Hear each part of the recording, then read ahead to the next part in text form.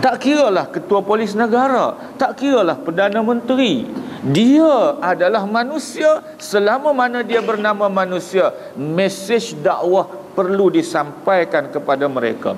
Manusia sejagat, tak kira Melayu. Maka dengan sebab itulah Rasulullah sallallahu alaihi wasallam dia kempen, dia seru, dia ajak Abu Bakar memeluk agama Islam.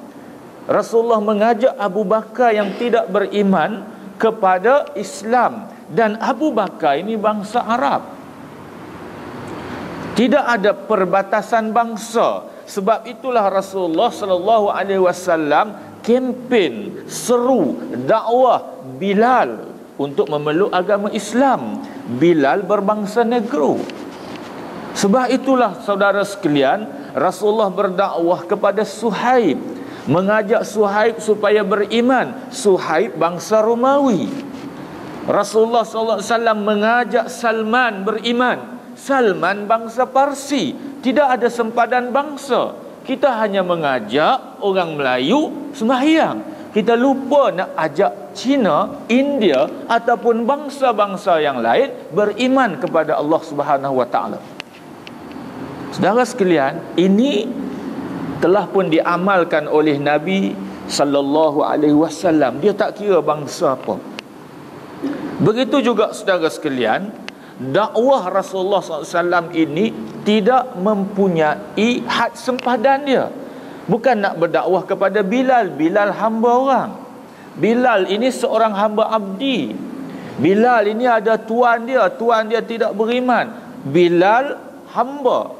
Tetapi dakwah ini tidak terbatas kepada hamba, kepada orang kampung, kepada rakyat jelata. Rasulullah SAW menunjukkan contoh berdakwah, menyampaikan mesej Islam kepada Maharaja Rom, kepada Maharaja Parsi, dengan baginda menulis surat kepada mereka, mengajak mereka supaya beriman kepada Allah Subhanahu Wa Taala. Saudara sekalian, ini contoh yang telah pun disebutkan oleh kitab yang dikarang oleh para ulama yang muktabar. Contoh ini tidak diikuti.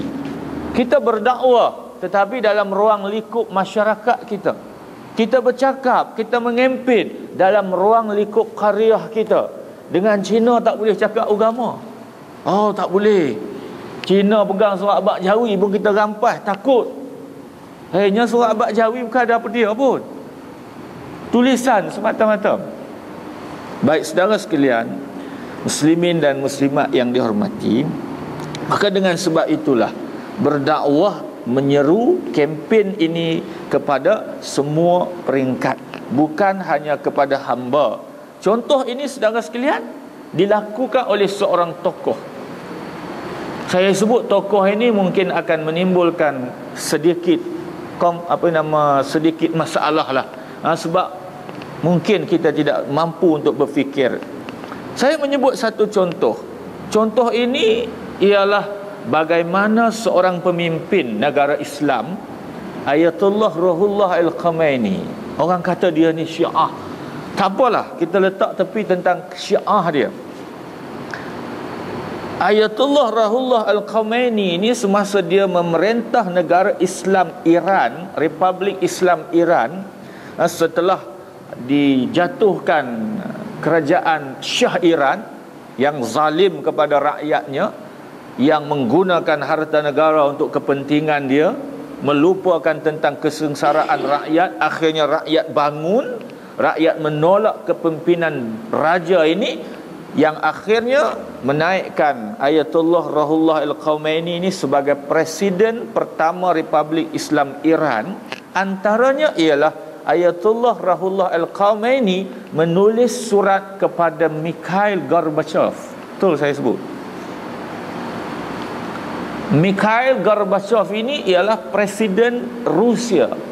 Ayatullah Khomeini menulis bahawa komunis akan renyap, komunis akan runtuh kembali dan ikut Islam. Akhirnya saudara sekalian, jatuh komunis. Yang kita nak cerita di sini ialah tugas dakwah ini dia tidak mengira batas sempadan rakyat bawahan ataupun raja di istana.